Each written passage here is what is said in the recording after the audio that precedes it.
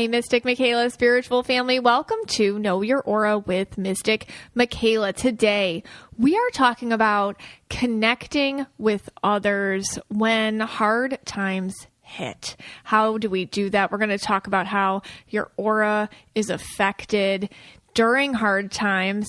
And we're going to have a special guest come on, KYA listener, mom, wife, and a co-founder of Totes, Amy Velez, is going to come on to share her story about when something really difficult happened in her life and she went through a dark time with her family and how she came out of it to create a lightworking endeavor. I'm going to let her tell her story.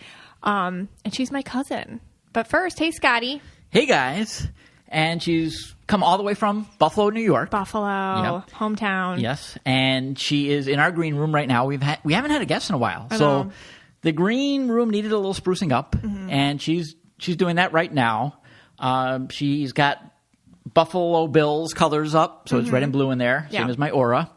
I see there's chicken wings. There is blue cheese. Salen's hot dogs, very specific foods in Buffalo. Yes. It can't be just hot dogs. It has Salen's. to be Salen's hot dogs. She's got some Chevette's chicken. Can't be regular fried chicken or anything. It's got to be Chevette's chicken if you live in Buffalo.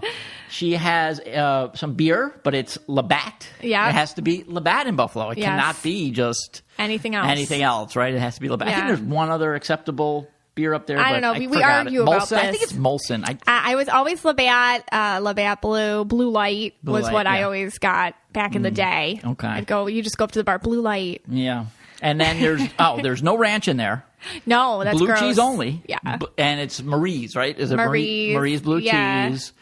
So and beef on whack. Yeah, there's a beef on whack in there from Schwabel's.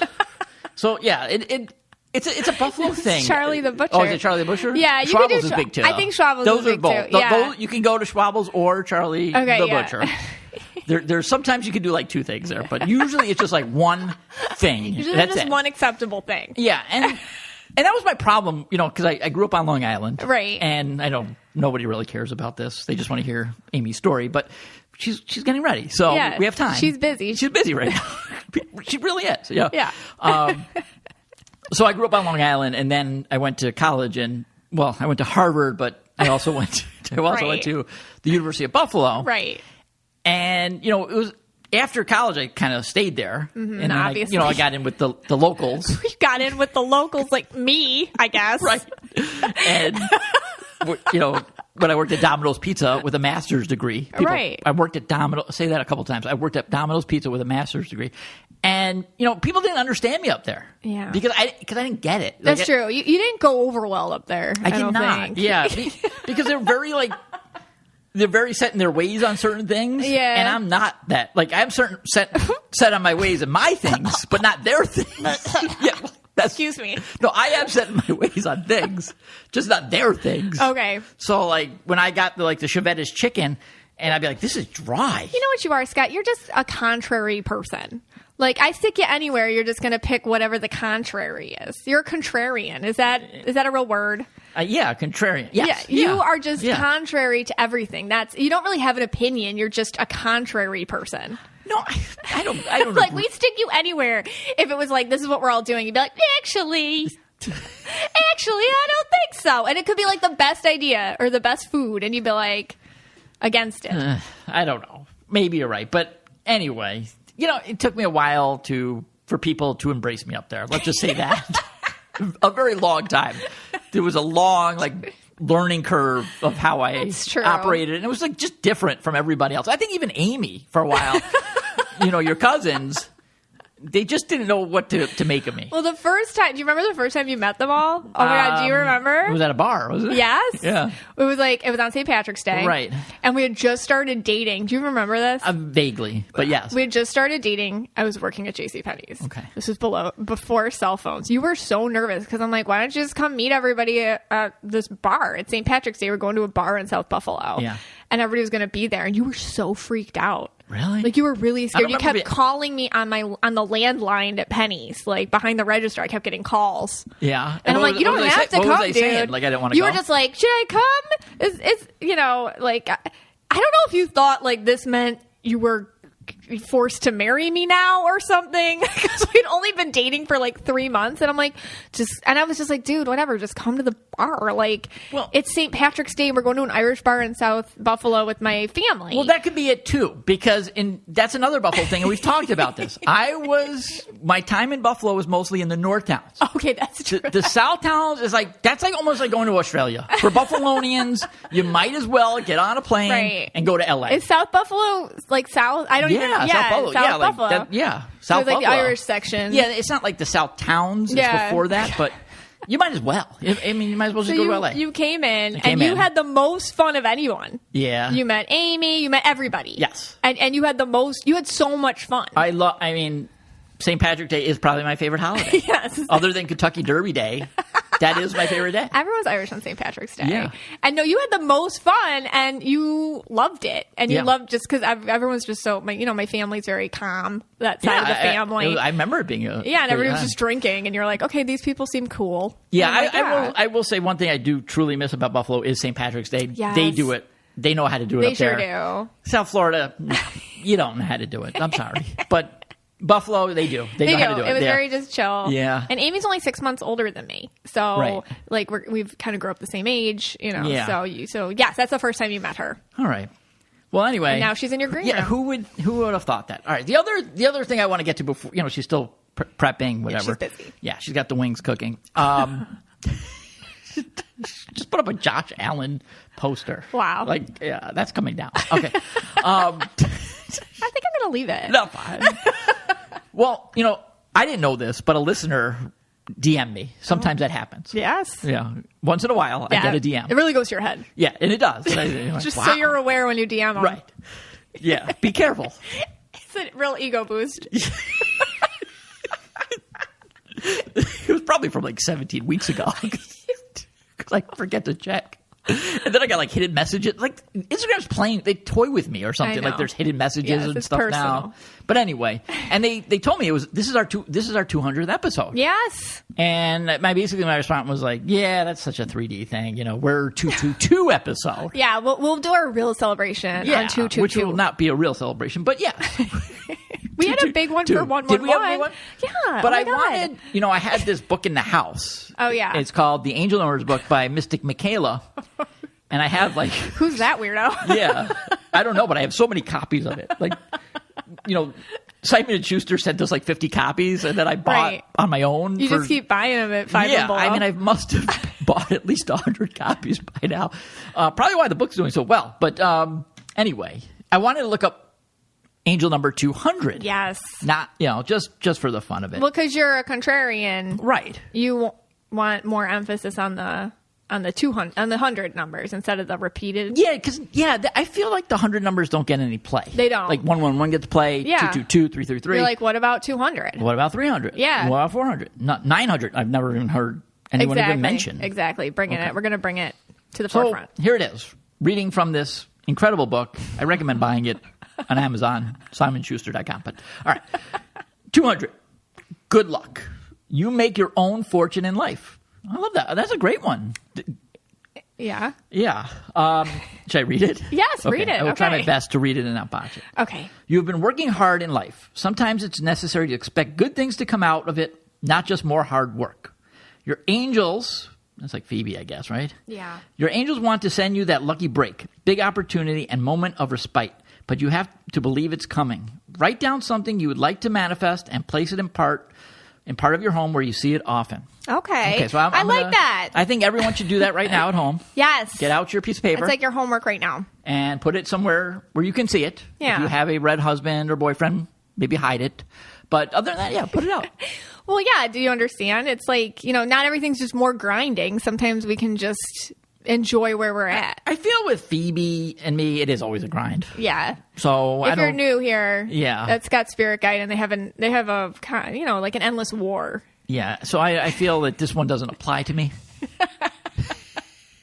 Like your life is just grinding. Yeah. Poor Scott. Just grinding it out. Yeah. Your life's so hard. We one feel by terrible one. All right, here we go. All right, so we're going to do a quick ad from Sia. Then when we come back, Amy's still getting ready. She's still got some more prep to do. You're going to talk about how your aura responds to difficult times. What a wonderful summer it's been, filled with pool and beach and sun-soaked days. Well, guess what? It is time to rejuvenate my skin from the effects of all the summer fun I've been having. And I'm going to do it with Osea's Undaria Exfoliate and Glow Duo. This dynamic duo features two of Osea's best-selling products infused with nourishing seaweed and designed to elevate your summer body care. Let me tell you about the Undaria Cleansing Body Polish. It is an easy one-step exfoliator, cleanser, and moisturizing shower essential. It has this unique gel to milk texture. You just feel it going on your skin and rubbing off all the dead layers and hydrating what's left. And then Undaria Algae Body Oil just seals in that hydration after the shower. It moisturizes and it makes me glow all day. I get out of the shower and I just, I leave my skin a little damp and then I put it all over and I just feel my skin soaking it up. And you can prep your skin for fall with this clean vegan skincare from Osea. And right now we have a special discount just for our listeners. Get 10% off your first order site-wide with code KYA at OseaMalibu.com. Head to Osea, O-S-E-A, Malibu.com and use code KYA for 10% off. Hey, Scotty. Hey, guys. All right, Amy is still preparing. Apparently, she now has this table, like a card table, and there's some ketchup and mustard on that table. And I think what she's preparing is a tailgate. This is how, I don't know if anyone knows this, but Buffalo Bill fans, they have a tradition with tailgating. Yeah. They jump on card tables. Yes. And then they spray people with ketchup and mustard. Bill's Mafia. Bill's Mafia. So she's doing that now. But, yeah. All right. So I figured this would be a good time to ask some questions about the topic coming up today. So I took this from the Mystic Michaela Spiritual Family, one of our listeners, Jessica P., and this is what she wrote in. Mm-hmm. Okay. We placed my dad in palliative care on Friday. He was given a few short weeks. I can feel myself shifting into inauthentic yellow. I'm quick confirmed purple and blue. All I've been focused on is logistics and how to organize everything and one. And then she asks these questions. My question is, do I just allow myself to be inauthentic yellow and give myself some grace? Or should I try to snap myself out of it? Oh, that's a great question, and this is what I see, and in episode 142, I talk about a lot of this too, in case you want to hear more about this, but all right, your aura, your energy around you reacts to tragedy and it will work to protect you. Just like anything in your physical body will work to protect you when you're going through something traumatic, your energy will work to protect you too. And there's nothing wrong with that. So what I see is with your empath aura, when you're going through something just unthinkable, your empath aura, that's your purple, blue, indigo, or turquoise aura, it immediately wants to absorb into the situation. It immediately wants to sacrifice itself in a way to try to be part of the solution. Like, let me just give every ounce I have to whatever the situation is, sometimes to the detriment of your own health, like physical health and mental health. And many empath auras, that's why I see a lot of empath auras. If you're leaning too hard on your empath aura during this time, your health fades. You forget to eat, forget to sleep. You just feel sick. It's easier to get ill, things like that. Your emotion just becomes overwhelmed. Therefore, your aura knows how to protect itself. And that is why if let's say you're two empath colors, you're going to get an inauthentic color. Or if you're an empath color and a logical color, you're going to lean extra on the logic color. So for example, like with Jessica, her being purple blue, that's double empath. So yeah, she's going to get an inauthentic yellow aura. That's how she's going to save herself during this time. And that's okay. That's okay. That's okay. We're in survival mode. There's a lot of things we call it with inauthentic aura colors, or even if you're leaning on, let's say you were yellow and blue and all of a sudden something's happening, you're like full on yellow. You have to compartmentalize. Sometimes you feel numb. You do this to get through it. You got to, you put your head down and just push forward, push through it. a lot of times, if you think about times in your life where this has happened, people are like, I don't know how I did it. I just did it. I did it because I had to. It's survival mode. So your energy surrounds you, cocoons you, works to protect you so you can get the stuff done that you have to get. It's not always like, maybe it's just the world we live in, the 3D world. I personally feel sometimes we are in survival mode. Sometimes we can't always be thinking about, oh my gosh, what should I be present 100% or this 100? Sometimes life is just thrown at you so flippin' hard, you have to just get through it and you're allowed to. And especially with Jessica talking about her dad in that situation, I mean, that's really, really sad. And it's probably absolutely horrific for her to be in the present moment. She wouldn't be as helpful as she wants to be. And it just protects her from feeling overwhelmed and probably protects her health and allows her to move through it. So, okay. But what happens is time goes on and there will be a time when you lean off of that color you've been leaning on too much, or you have to take down the inauthentic aura and go back to who you are. And that's when hopefully you feel like you're in a safer space and you have support and you feel like it can be about you now and you don't have to do all those things you have to do. That's why I always feel some people live in survival mode. Some people live in survival mode. Like you see people and we're very fortunate, you and I, that we don't always live in survival mode, but a lot of humans live in survival mode. And it's and I think like if parents or grandparents or people in your life who are living in survival, they've lived in survival mode and it's hard for them to take down those walls or those shields. Right. And I think if you've dealt with somebody like that or you've had that experience yourself, you can have a lot more empathy for it because usually it comes from a place of protection and a place of, I want to be the best for the situation, so I just have to push through. And maybe they're not always as connected to the emotions of things as because it wasn't something that they were allowed to be, if that makes sense. Yeah, it makes a lot of sense. So, all right, so in Jessica's case, she's purple-blue. She has those two empathic colors, and there's no logic colors, what we're saying. Okay, and she's borrowing the yellow. So what if you are, let's say you are yellow. Now let's go. You're yellow and blue, or you're yellow and purple. And then this happens. Then what would happen, would you say? Then you'd lean hard on the yellow. So would the yellow just go into overdrive? Yeah. Or could it be like the yellow collapses?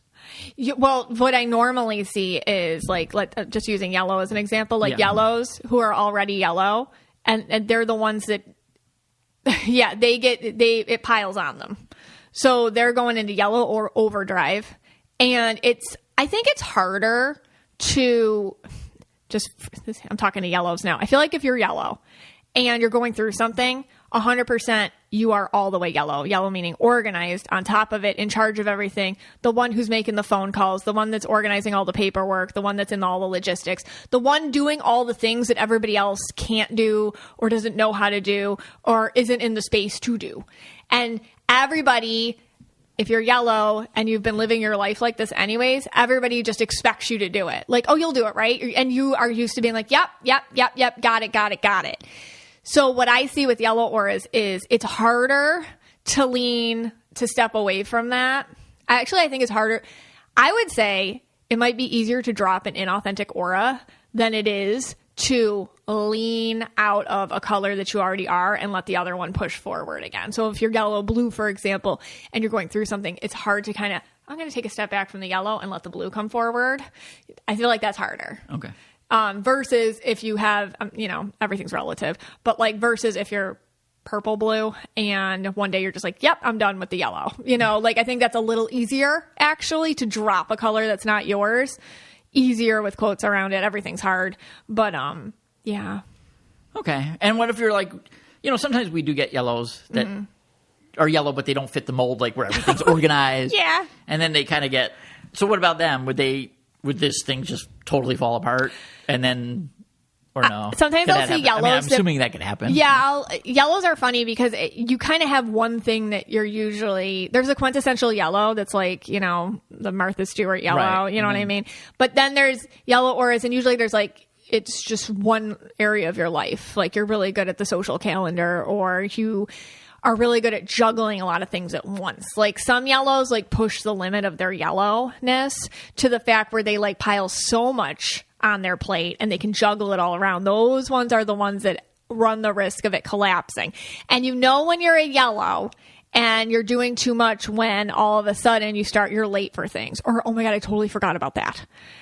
Oh my gosh. And it's like silly things you forgot. Like I signed up for that weeks ago and I knew it was going to happen and it totally slipped my mind. Like that's when you know it's like, oh, I'm juggling too much, or I'm pushing out my yellow to the boundaries, meaning like what everybody else can see, and not spending enough of my yellow working on my structure and foundation, first. Because if you're yellow, I feel like you should definitely work on your structure and your foundation closest to you and then build out. But some yellows like jump way past that and just go into the build out stage, and they don't work on the foundation part, if that makes sense. Yeah, that makes sense. Yeah.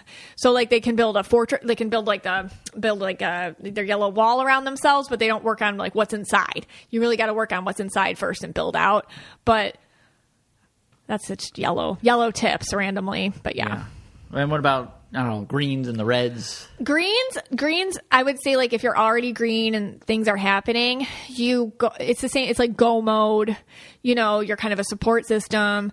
You're really big on actions. I noticed like green people in hard times, they are really good at showing up. They might not always be good at the words, they're great at coming to, like if it's a health thing, like coming to doctor's appointments with you. And they're great at taking emotion and putting it to the side. And, your green aura friend, hey, can you come with me and ask the doctors the questions I know I'm going to forget? Or can you come with me and notice what I'm not doing here? Or they come in and they just are like, you know what? I took your car for an oil change, or I just did this, or they're handy, or they're helpful in a different kind of actionable way. But they might not say the things. They might be more the actions person and show their love in those types of ways. Mm-hmm. And then red auras, reds. Oh, the reds. They're good in like, red auras get a little passionate. So it's kind of like they mean well, but they can kind of sometimes make more problems. It could make, I could see that. Or just can't handle it. They can't handle it, or they're just like, get mad. They get angry. Yeah. And then so they might, just back to the health, they might yell at a doctor, and it's like, okay, that was unnecessary. I realize you're trying to protect, but that's unnecessary. They might get like too aggressive, or they might, because they get so fired up, they don't know where to put that. So they're just like, I'll yell at people, or whatever. And they might even yell at their spirit guide for like, why are you letting this happen? Like, or something like that. They're the ones that get mad at God or something like that. Because when they feel out of control, they don't always do great. So if you're red and you're going through something, like know that about yourself, and also be like, okay, where can I put this? Instead. I think it's all like with reds, it's like, where else can I put it? And when you're going through something and you're red, you might need to lean more on your emotional side and perhaps ask people to assist you with your temper.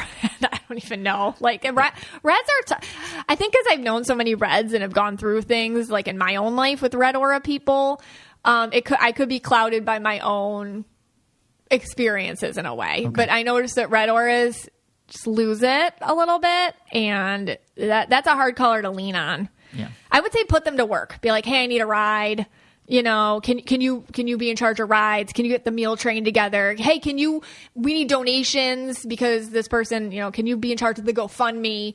Like I would do something like that, like put them in a helper for the underdog type role when tragedy strikes or something bad's going on. Okay. Yeah, that makes sense. Can you be in charge of the fundraiser? Like that kind of thing. Or let them come up with something to be in charge of. Yeah. Be like, can you come up with something to be in charge of? Yeah. Make it your... Exactly. All right. Right. All right. So I think we have a couple of ads. Amy's just about ready when we come back. I have been having really great hair days with Way. Way has taught me to actually pay attention to what my hair is telling me. So I listen to it. Sometimes I need more shine and I'll use their hair oil, or my scalp I know needs that nourishing. So I'll use their scalp serum, and I'll use their dry shampoo when I just don't feel like, restyling my hair all over again. And I use their heat protectant, the leave-in conditioner, all the time.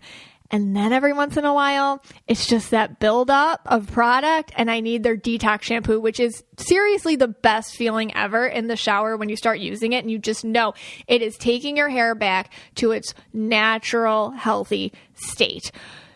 You can get whatever fix you need for your hair, and you can get your fast fix for healthy looking hair at Way. Go to theway, THEOUAI.com,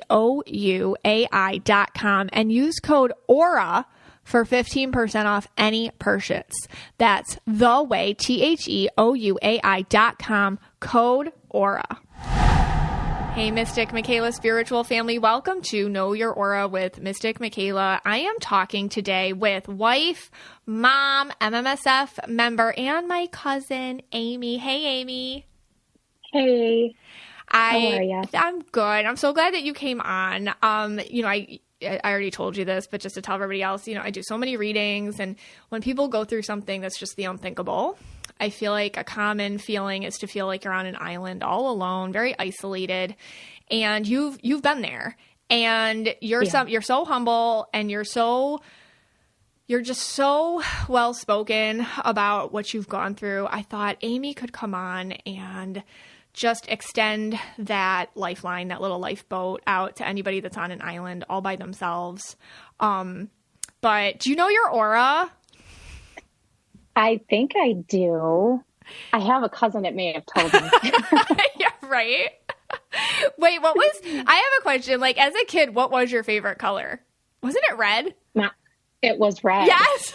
I remember that. I remember because like our grandma would always get us like our own, like, I don't know, I feel like she thought we all had our own colors, but she'd always get you red stuff. And I always thought that was, that was fun. So when I look at you, I've told you this, I see like a blue to go, like blue indigo aura and purple, but you do wear like that protector armor, and when you were going through what you're going to talk about, I remember looking at pictures of you and be like, oh, she's wearing a lot of that red, just to get through. But why don't you start? Tell us about how many kids do you have? What's your story? So I am a wife and mama of 4. My kids today are aged 23, 16, almost 17, 11, and 7, almost 8. Wow. And I'm sorry. Oh my gosh, Joey would be so upset. He's 12. Sorry. He just turned 12. So yeah, we're a busy household. Yes. And yeah. And how many, and it's so weird that we did this because I had this feeling, I'm like, oh my gosh, I need to have Amy on the podcast. It was so random. And then this week happened to be kind of an anniversary week for you guys. So let's start. How many years ago was it that this all happened? So this past Wednesday was the 5th anniversary of the day that we discovered the brain tumor inside my eldest son, Thomas's head. Back in 2018, just 3 weeks into his senior year, Thomas was diagnosed with a brain tumor. All life sort of like blew up. We had this vortex that it was like a bomb blast went off. He was admitted to the hospital after the tumor was found on CT, and we found out that the mass was sitting squarely on top of his pituitary and hypothalamus. Wow. Basically, those are the control centers of the brain. And so those tumors not only were blew up his whole endocrine system, his fine motor control, but it also wrapped around both of his optic nerves. Oh my God. And after a barrage of tests, a 2-week hospital stay, 2 brain surgeries at that time, Thomas was diagnosed with germinoma, which is a unicorn kind of tumor inside the brain. About 2 weeks later, he underwent considerable vision loss and, like I said, extensive endocrine complications. And so we went through an aggressive treatment plan. We had 4 rounds of chemo and 6 weeks of radiation and tests and labs and more MRIs than you can even count, and a cancer review board and all of the bells and whistles. And then it was a year and a half, almost 2 years, he had a recurrence. He actually had 2. He had gamma knife radiation both times. Then he went in for a 3rd surgery. So I am happy to say 5 years later, we just received the MRI results. Wow. He is cancer free. Thank God. But with that said, cancer doesn't end at the time of, treatment, the bell ringing and the treatment being over and remission beginning. The bomb blast that I discussed earlier sort of like had rippling effects. We sort of felt aftershocks, and we still continue 5 years later, have those aftershocks, whether it be the emotional trauma, obviously the mental trauma, but also Thomas's physical trauma. He has still complicated medical, and we have had as a family to deal with the day to day. And, with that day to day comes, a team effort of our family. Of course. Of course. How old was Thomas? If I can't do the math, how old was he? No, that's okay. Yeah. He was 18. Okay. And he had just started senior year. Wow. And now go ahead. No, like what were you noticing to be like, hey, wait a second, we got to take you in. Like, what were you noticing? So Thomas is very get along kind of guy, and never complains about a single thing. And that quality in him turned out to be at his detriment, because he started seeing less and having visual symptoms. He didn't realize maybe, or maybe he just didn't want to complain, but he started having vision loss. That was his first and only symptom. Looking back, I can see he has some endocrine things and the increased thirst. Looking back, I now see that as a symptom that I didn't then. Of course. I mean, because a young man would never think like there's something like this wrong, like whatever, maybe I didn't sleep right, or, kids brush things off, and how would anybody know? But that's interesting. And then you go in, and how soon do they tell you something like this? Like, what are the doctor's faces? You know what I mean? Like, what is that like? Well, I think I remember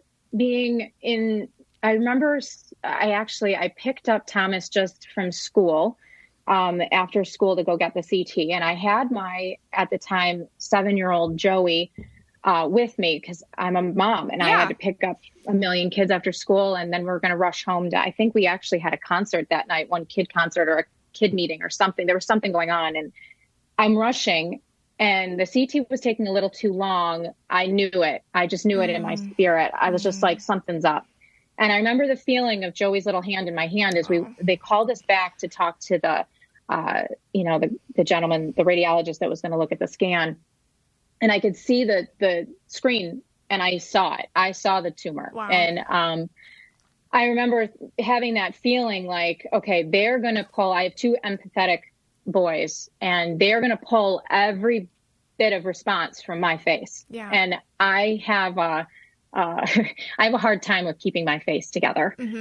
So I made a very conscious effort to shield it up, to compartmentalize, and push it off. I held that hand, and it was that reminder that I had to like pull this. And the most important thing was, putting the first face and I wanted to ease the blast for Tom. Okay. I was strong, and we were going to get through it. Right. And so when I walked in, we found out, and then we walked out to the car, and I remember driving home. I was told by the doctor, to immediately go to an emergency room to be admitted for further testing. And our doctor was made aware, and I spoke to her. And I remember calling Matt, that's my husband, and I told him I was on the way and outside of the vehicle where the boys were inside. And I was driving home, and I told Thomas, I said, "Hun, he had been listening to a Christian song that day, ironically enough, by the name of Good Father. And he was praying a lot that day. It was stuck in his head on repeat, and he was singing it. And so I happened to turn on the music for him. And I said, I need you to listen to me. And we were just driving. And I said, there was a mass that was found inside of your brain. I said, but I was honest with him and I said, but we're going to take it a step at a time, and I'm right here with you. And, God and spirit is with you, and we're going to just take a deep breath and lean hard on faith. We don't know what's ahead, but we're going to lean. And then the rest, I said the same thing to the kids. The kids were a little younger. Yeah. We sat down, we talked to the family, we packed our bag, and I didn't leave Tom's side. I left him one night when he was in the neuro ICU because a nurse took pity on me. Yeah. Said I had to shower. Yeah. Yeah. But I didn't see my kids for 2 weeks. I was in the hospital with my eldest, and they were little. And so we just sort of took it, one step at a time. Yeah. How old was your youngest at that time?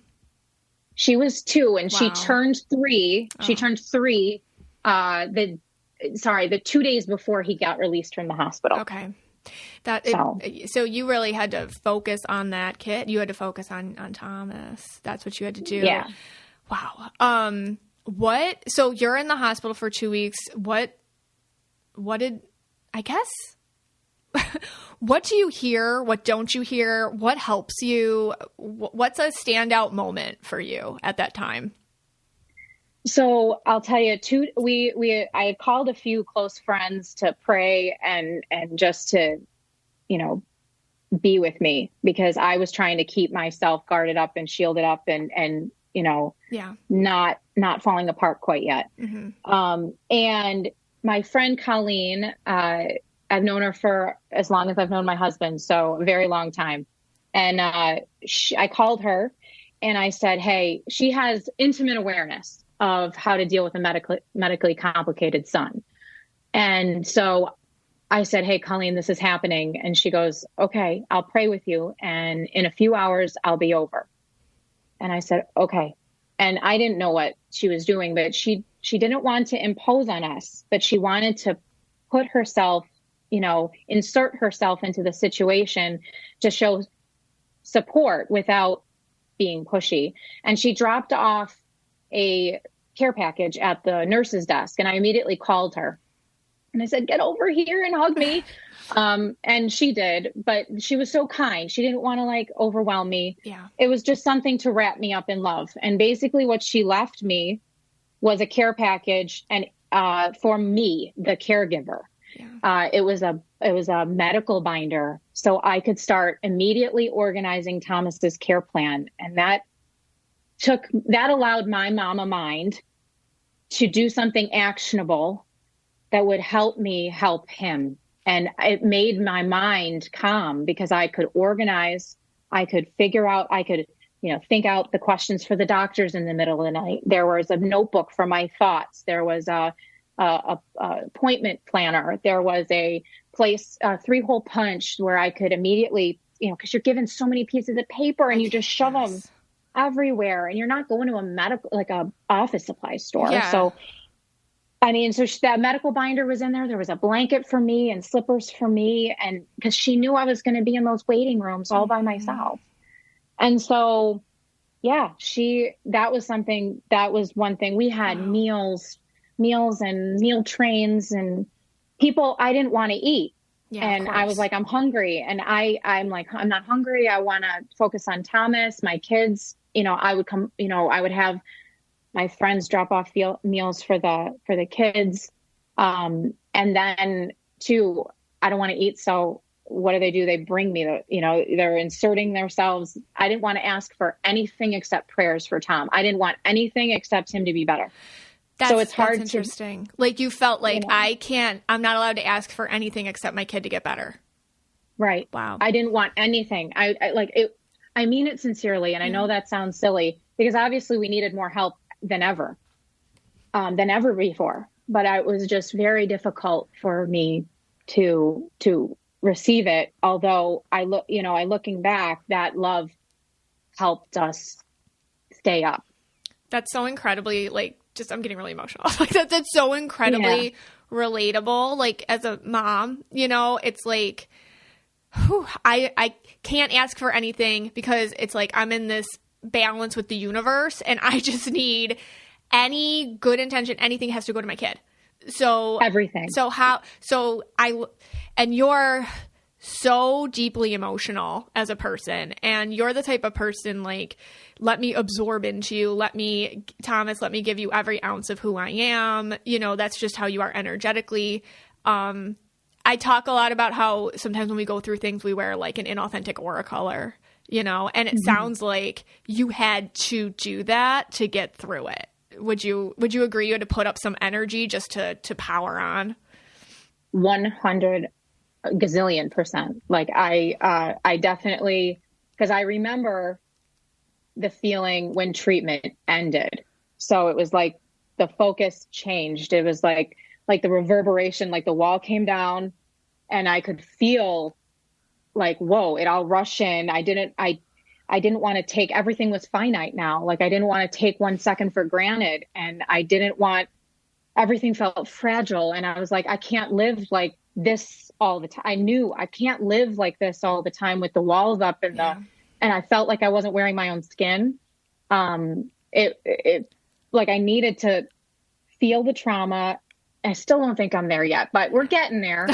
and you know, just process a little bit and just really live authentically me, because I had to live like that for quite big chunk of time. You had to. I mean, I can't imagine, because you have 3 other kids and they're little and just a life, but you're also like, you can't leave Thomas for 1 second. Like, so now you're in treatment, you're dealing with, I told you this, I remember looking on Facebook, you know, and being like, oh my gosh, you know, there was like Halloween, and because this was before the COVID pandemic, and you guys were like, oh, we're trick-or-treating at home, you know, we're doing Christmas at home, like that, because you couldn't be around people because of Thomas's immunities.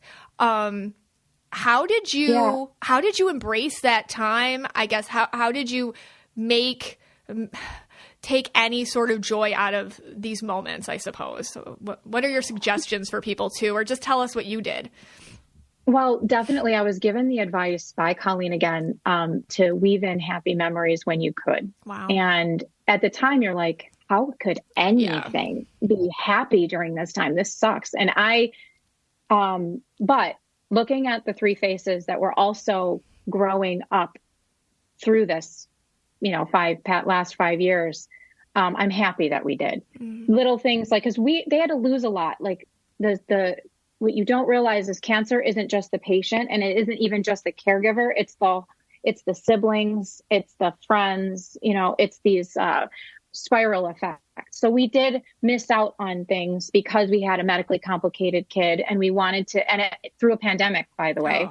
And so we had to say no to certain things. And so I had to create little new memories, new traditions, you know, that we would then lean into when things got hard. So, you know, making the mummy dogs and Halloween and trick-or-treating bedroom to bedroom was like what we did, because we had a bubble.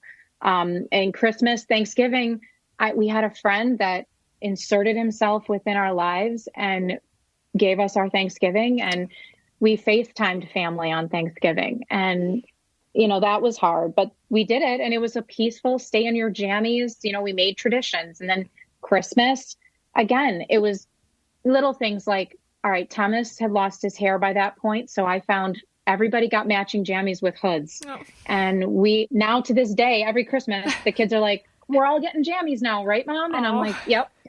Now it's a tradition. And so you just, and then there were organizations, you know, like Camp Good Days and things like that we were able to then forget about the cancer for a minute and be kids and just be a family. Wow. Yeah. Hello, podcast fans. If you're looking for a new podcast, if you enjoy articles, books, pop culture, and hilarity, try listening to the Brain Candy Podcast. That's right. The Brain Candy Podcast has over 500 episodes of educational hilarity to satiate your learning needs. Just search for the Brain Candy Podcast on your podcast app or click the link in the show notes. And that's, I guess, you know, as a family, I think this puts you guys in a club of, how many are you? There's 6 of you. There's a 6 of you. Yeah. And it's a club. And in what ways did it make you guys tighter? You know, I guess in what ways did it assist with that? I think we've gotten incredibly close, even my little one. And I will say that their little empathy bones are probably the strongest little empathy bones I've ever come across. I like all three of the little, middle littles, they have an incredible heart to like give to each other and to give back. And what I've noticed is that, since this happened, us as a family unit, like it's pretty impenetrable. I always foster their relationship before even their relationship with me or my husband, because like they're the ones that witnessed this all together. And they will be there when this all goes away. They will stay hopefully very close together. They have a really sick sense of humor that they've developed from this. Right. Which is awesome. And comic and relief and laughter really has helped us. I've noticed like different coping methods. My eldest daughter is a busy, like she's yellow. Yes. And she copes by being busy and giving back. And, what's been done for her, she wants to give back 100 million fold. And Joey copes by music and singing and drawing and art. And he's like a prayer buddy. And I can see him learning how to do those things. And Ava has the most like graciousness and forgiveness. And she's just so like, I don't know, she's like a ball of energy and she doesn't know any different. So right. It's just been a very nice, like that part. There was nothing getting through this family as far as I'm concerned after that. Like we got this. And even though we get weary and we, a lot of forgiveness too, like if I'm snapping at them, I'm humble enough to say, I'm so sorry. I'm just tired and I love you. And, we all have learned how to forgive one another, which is nice too, through the process. You guys are very real. Like you've seen the worst of each other and things got real quick in your family. Yeah. I think because a lot of moms, probably dads too, but just the readings I do with a lot of women. I mean, I feel like it's like, how am I, I think, and you probably can relate to this, I should be doing everything at the same time, So I think when something unthinkable happens in a family, you worry about your other kids. Oh my gosh, are they going to feel unloved? Are they going to feel neglected? But you're saying like yours got tighter together. And I think so. Yeah. And I definitely felt the guilt. Mom guilt is very real. And now that I think I didn't even process it at the time because my walls were up and I was just getting through the checklists and leaning on the medical binder and being the pit bull that I needed to be medically for my son. But then now the trauma has been removed and I look back and I feel very guilty, but then I see, because I couldn't possibly be present for the three of them. And I thank God for that bond that they have. Yeah. That's the thing that comes out of it. Their own, relationship with each other, which is stronger. Right. I think just to tell, there's always something else that can come out of it that's good, even when it's really, really bad. I feel like just people, you don't need that too, to worry about that too. Mm-hmm. Okay, I guess you have a blue to go aura. Like you are, because I know you since you were little, you are so good at knowing what people are thinking and feeling. Like you read people immediately all the time. That's why like growing up, I was like, Amy, like if I went to the park, I'm like, I'm with Amy, so I'm okay, because I was shy and you're like, and not that you wanted to be this way. I think this is just like the person we all made you be, like go fight our battles, Amy. But anyways, but I feel like, but that's good in some ways, but in other ways, I can't imagine, just because you're such a kind person, when you tell someone like, hey, this is what I'm going through. And how do you how like you tell somebody, my son, he's medically fragile, or we went through this, or how do you feel them process it? Especially if they don't know what to say. Like, when somebody feels awkward or they're like, oh, like, how do you handle that? Well, at first I didn't know how to handle it. And because I had this, I think people did feel that I had the wall up. And the part of being so empathetic deep down, like, I don't know how to navigate this life logically. I think everything I experience life is emotion. And, when I have the logic mask up, I feel people knowing that I'm not like, they know that I'm a bunch of BS. But at the same time, I don't want to I would never, ever, ever want someone to feel what I'm feeling. Mm-hmm. I would never want someone to be burdened by the magnitude of what I have to navigate emotionally or mentally on a daily basis. And so, like, I have so many well-intentioned, beautiful friends, and, and I have, good family, and like even my kids who are empathetic. You don't want to lie and say that you're not okay, or say that you're okay when you're not. I'm sorry. Right. But at the same time, so I started just saying, because I am in fact okay, and I am in fact forging forward, and I am making, tracks. But at the same time, like, I started to like also realize that I could say it's a tough day, but we're gonna, and that happened after a little bit, when I was just like, okay, I don't want to lie to my kids. Yeah. So you're just like, it's a tough day. We're having a tough day.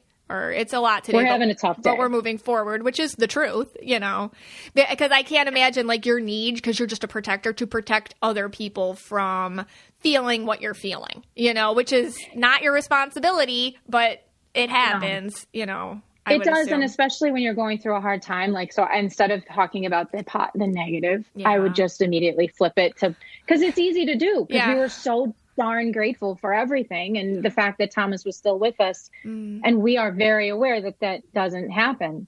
Like, sometimes the outcome is very different, and so we just shifted the focus and the conversation to gratitude, and then we didn't have to talk about the pain. So I find your story particularly inspiring, because what you just said, like flipping it, you are on a lightworking endeavor. And I want to just you take the reins and tell us how it started, which we already heard about, and where it's going. So I'm so excited about this. It sets my heart on fire. So we've had, obviously you've heard a lot about the pain and everything, but so back in 2018, I just told you about my friend Colleen that dropped off the tote. So fast forward, so 2020, I had a friend whose daughter was diagnosed with cancer as well, which is horrible. And she called me, and she knew a cancer mom. Okay, I'm a cancer mom now. I need some advice. So I knew what to do. I knew exactly what to do. I compiled a hope tote. I compiled a tote like my friend did, and I sent it and shipped it off to Texas. And I called up Colleen, and I go, hey, Col, this sets my heart on fire. I go, I just packed a hope tote. It wasn't called a hope tote then. I just packed a tote up and shipped it off, to Texas. And she goes, oh my God, I'm packing a tote too for someone that I know with pancreatic cancer. And I said, oh my God, Col. And we were like, there's a need here. Oh, I got chills. And and we were like, all right, well, caregivers need this, patients need this, but caregivers especially. And so we had dinner 2 days before the whole world, it was like 1 or 2 days before the pandemic, the world shut down. We were out to dinner the night or two before, and we chose the word hope totes, the name hope totes, and world shut down. And Colleen is one of the most organized humans I've ever met. Yeah. And she organized that 501c3, and we designed this. We partner with Vera Bradley, and we partner with New Era Cap and basically what a hope tote is one of those bags, and inside is a really cozy, fluffy, wrap you up in love blanket, because you're going to be in the waiting room with your loved one, and then the medical binder to organize the care plan. And inside the medical binder, there's a pencil pouch. Everything is there, so you don't have to dig through your purse to find a pen when the specialist comes in. You got it. And then there's slippers and usually some sort of comfort item. The comfort item could be an adult coloring book or a thermos. It can be an IV decal. An IV bag decal changed our mindset. There's a cancer survivor that we partner with through Dreamo Decals. Shout out. She has an Etsy store, and those IV bag decals changed our mindset. So we work with them. But anyways, inside this tote it's grab and go. So if you got to go to an ER appointment, not an appointment if it's the ER, I suppose, an ER visit or a doctor's appointment or a test, you can just grab your tote and go off and organize it. That's so amazing. We started that, and we've doubled every year, and we're closing in on hopefully, well, I think we've given over 800 bags to area hospitals and individuals, organizations, but we're closing in on 1,200 by the end of the year, we're hoping. I mean, that's amazing. And this is you and your friend, Colleen. I mean, you guys, I always see you're always volunteering your time. You're always, and you won't toot your own horn, but I'll toot it for you. You guys have been recognized so well by local, because you're from Buffalo, New York, and that's where I'm from too. Yeah. And you guys have been really locally recognized. You've been on, I feel like, the morning show, and you've been featured. Tell us about that. I just love that. We've been on, we've been on the news. We've been graciously asked to be on the news a couple times. And we also were recognized by the Buffalo Sabres Foundation and National Grid as hometown heroes. And then legislator Chris Green recognized us with the legislature as Citizens of the Month back in June. So we've got, it's such an honor to be recognized. I mean, it feels, I feel selfish when I say that, because it's selfish of me to do this. I enjoy this. This is very, I get such it's healing to give back, So it's been such a blessing. I love that you do this. No. And I feel like I talk about the glow, feeling the glow in other people, which is just feeling God's love in other people, like, oh my gosh, I'm loved too, and you get to build a connection so that you're part of that when they feel that, and you facilitate context in which people can feel seen and loved and like, oh my God, thank you, and so I just find it so inspirational that you took something that, I mean, was truly this bomb in your life, this atomic bomb going off in your life, and you actually found a way to make a lightworking endeavor. It's just so you to find a way to touch other people's lives when you were so hurt, and you guys went through so much, but that is so quintessentially you. I mean, to heal and find your own healing by healing others. So I just found this, I'm like, oh, what a full circle moment. But I know what you're saying. You're saying, that you get so much out of it, and it's, I do. So healing others has helped your healing journey. Is that what you're saying? I do, because, I feel like even though it is a lot of work and even though it is overwhelming, isn't everything. I mean, everything you do in life is a little overwhelming or a lot, a little or a lot of work, and you only have limited energy to give. And so to me, it's one of those things I didn't know, because it's more painful than I can articulate, to watch your kid, his body fail him, or watch your other children or your husband or your friends or, anybody that loved him also, and myself, experience this. And so I know where those people are at. And so when you know better, I tell my kids all this all the time, better, darn it, do better. Mm-hmm. And so when we know better, we have to, reach out to the people that are still consumed by the power of this blast, so sincerely, it's just been a gift. It's just been a real gift. What would you say to somebody who's going through this right now and they're feeling numb and they're feeling isolated and they feel like they're on that island? What would you say? What would you just say to them? Well, you're going to feel like that, and it's okay to feel like that. There's no way around it. This thing isn't pretty. It's not, I can't sugarcoat it and say that oh, gratitude. Yeah, gratitude helps. So if you can find even the smallest thing, the smile of someone, that day, the fact that you didn't kill your kid, or you didn't beep that horn when someone cut you off in traffic. Right. Just find something to be grateful for. But lean in, and it's okay. Whatever you have to do to get through the initial blast is okay. And eventually you'll be able to feel again and process, and trauma is going to take a while. It's going to take a minute, and talk to people, talk to someone, have a community, and it's okay to ask for help. it's okay to feel it. And, for me, things like writing or things like giving back or, seeing one good thing, like I would have a really overwhelming bad day. And I was like, okay, I'm going to go to bed on one good thing. And it could be the silliest thing, but really that centering, I would just say to that person, one, it could be a half a one. Like just any speckle you can find. Yeah. Cling to it. And then you pick up those speckles and, you're on to the next day.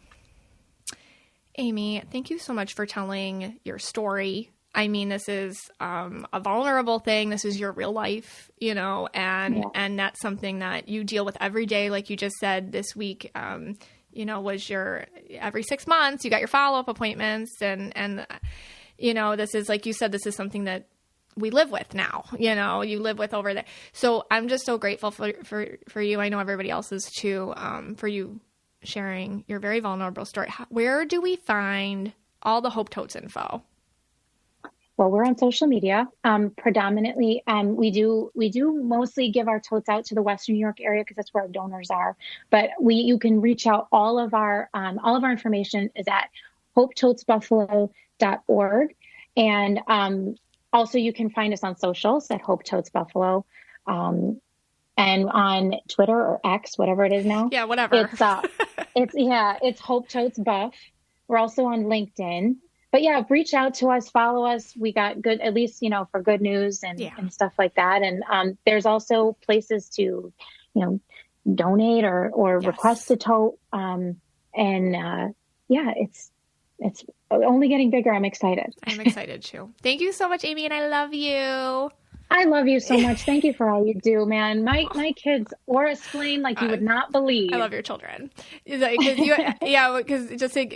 your oldest girl, she's like a little yellow purple, and I love following her because she's like always making stuff and sewing, and I'm like, wow, she's so creative and crafty. So like, I love that. I really appreciate you. Thank you. And I hope, if anybody, I hope this helps just one person. It will. It definitely will. Thank you, Amy. I love you. It was an absolute shocker to find that I was paying a monthly subscription for this game that I'm pretty sure one of my kids subscribed for without my knowledge. But guess what? Rocket Money not only found it for me, it canceled it for me too. And otherwise, that would have been a very tricky and time-consuming process to figure out how to do that. Not with Rocket Money. This blew my mind when I found out, but did you know that 80% of people have subscriptions they've forgotten about? Seriously, think about how many free trials you've subscribed to that you've probably never canceled. That's why I'm such a big fan of Rocket Money. Rocket Money is a personal finance app that finds and cancels your unwanted subscriptions, monitors your spending, and helps you lower your bills all in one place. Most people think they're spending about $80 on their subscriptions when in reality the number is closer to $200. When you've signed up for so many things like streaming services you used to watch for one show or free trials for delivery that you don't use, it's so easy to lose track of what you're paying for. And with over 3 million users and counting, Rocket Money's customers have saved an average of $720 a year. So stop wasting money on things you don't use, cancel your unwanted subscriptions, and manage your money the easy way by going to rocketmoney.com/KYA. That's rocketmoney.com/KYA. rocketmoney.com/KYA. Hey, Scotty. Hey, guys. Okay, so Amy speaks to all of this so well. And over on the Mystic Michaela Spiritual Family, I know we have so many people, many of you listening, have been through the unthinkable yourself. And I feel like sharing over there, sharing on the Facebook page, as many of you have, or just reading other people's experiences is a way to connect. Yeah, definitely. And, sometimes, I've had people tell me or, message me, like sometimes this is the only place that they could write it because nobody else no one in their life or like let's say immediate family or friends would get them or get what was going on with them. And that page is helped them immensely when they have nowhere else to turn. And again, we strive to make that page the safest spot on the internet. That is my goal with that page. That is your goal with that page. Yeah. That is the goal of the people that moderate the page for us. Our moderators. We just want it to be the safest space possible. Yeah. So yeah, we the admins over there. We have Jessica, Leanna, Holly, and Amy, and we try so hard to make sure, just what you said, that it's a place where you can connect. It's a place where you can say the thing that maybe you feel like other people can't hear because, I don't want to be too heavy. Right. Or I feel like this is awkward. Right. Or I don't know how to bring this up. Over there is a great place to do it. Just, it's necessary to reach out and have your voice heard and receive that help like Amy was talking about. Yeah. Well, this podcast is for you and about you, and we're so glad you spent some time with us today.